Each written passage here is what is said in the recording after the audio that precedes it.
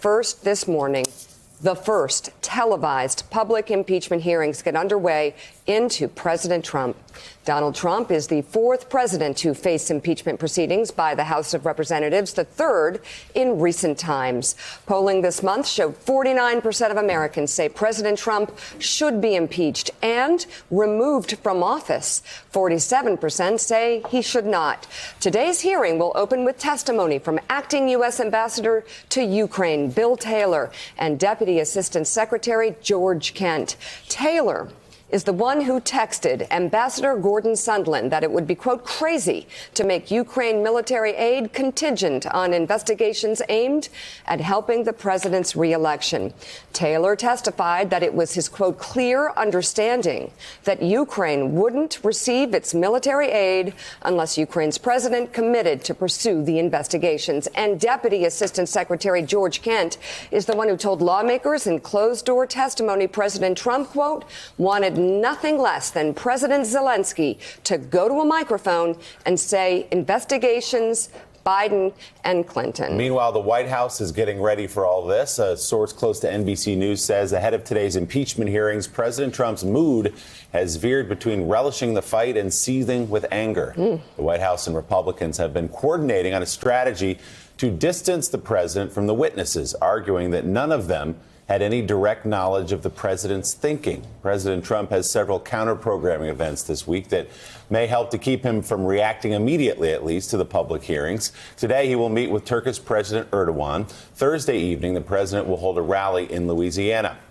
And President Trump will face limits of his power in the impeachment hearings. The Associated Press's Jonathan Lemire writes this: for 3 years, Donald Trump has unapologetically defied the conventions of the American presidency.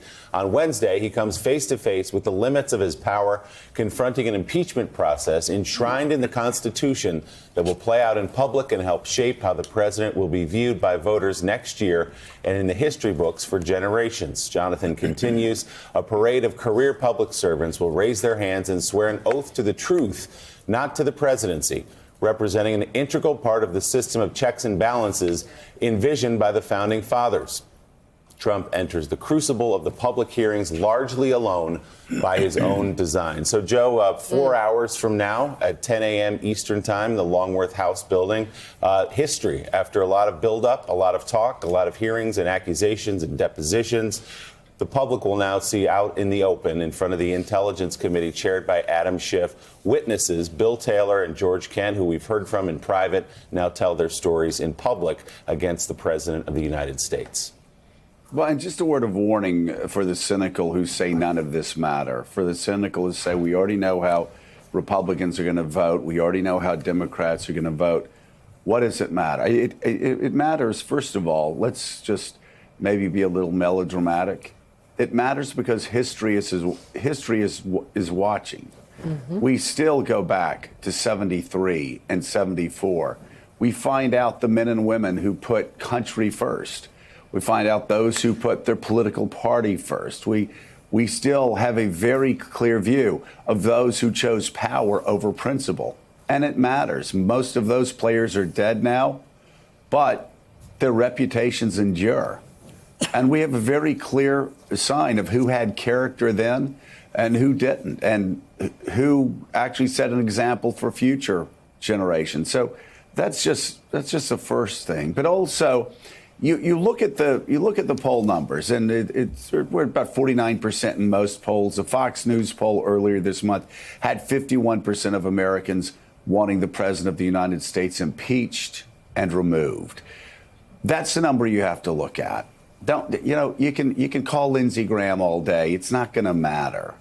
You can say he needs to be impeached. What matters in this process has to do with these witnesses, the impact that they have on the American public, and if those numbers start moving into the mid to high 50s, if there are enough undecideds who look at career diplomats and professionals like Bill Taylor coming forward, then 51 may become 53, 55, 57, 59. That point, that's when you have Mitt Romney, Cory Gardner in Colorado Susan Collins in Maine, a lot of different members of the Senate, Republicans, who really are going to have to think long and hard, understanding, okay, I'm going to vote for impeachment because it's the right thing to do, and most of the people in my state want me to do it, and if I don't, I'm going to lose. I know I'll lose in the general election.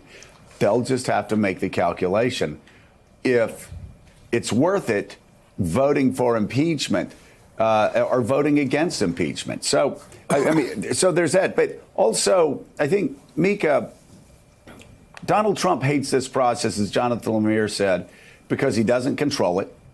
They're going to be televised hearings with a lot of people that have the character that he so sorely lacks.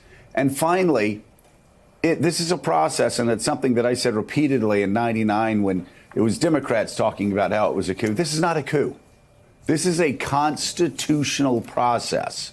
Our founding fathers laid this out in the United States Constitution, and because Donald Trump hates the Constitution, because at the limits of the Constitution, the Madisonian limits of the Constitution, because he says Article 2 gives him ultimate power to do whatever he wants, he doesn't understand this process. It is foreign to him. That's why he calls it a coup, because he does not live by the same checks and balances that the rest of us do in the Constitution. So this whole process is very foreign to him, Joyce, very foreign to him, in part because the Constitution itself is foreign to him.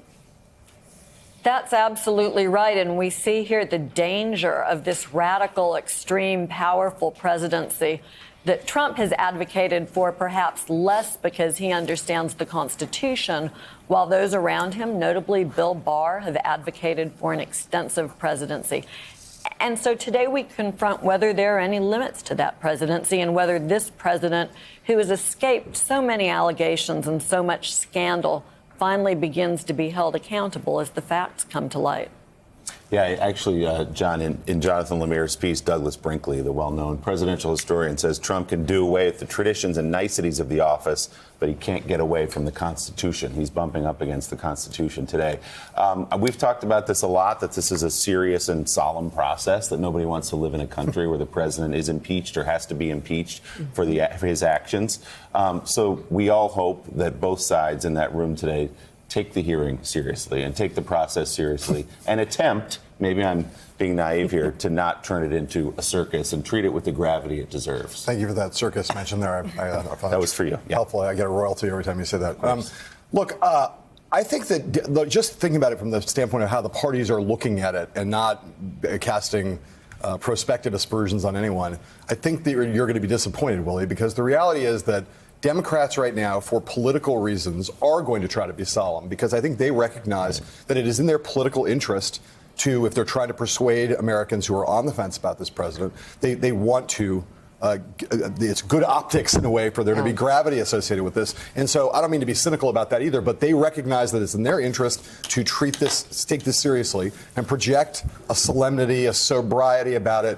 Republicans do not see it that way because they are not trying to persuade people in the middle of the country who are uncertain about impeachment. What the Republicans are trying to do is the same thing President Trump has tried to do, which is to make sure that 35 to 39% of the electorate that's been with President Trump, that they stay with him. They're not trying to move people in the middle to their point of view. What they're trying to do is keep that base intact. And so I think Republicans have no intention of being solemn. And I'll give you the one piece of evidence about why we know that's true. I know where you're going. Jim Jordan. Correct. The appointment of Jim Jordan to this committee is just, it tells you exactly what the Republican strategy is, which is to come in and to wage a political warfare with a flamethrower rhetorically, not to treat this with either solemnity or sobriety. Thanks for checking out MSNBC on YouTube, and make sure you subscribe to stay up to date on the day's biggest stories. And you can click on any of the videos around us to watch more from Morning Joe and MSNBC. Thanks so much for watching.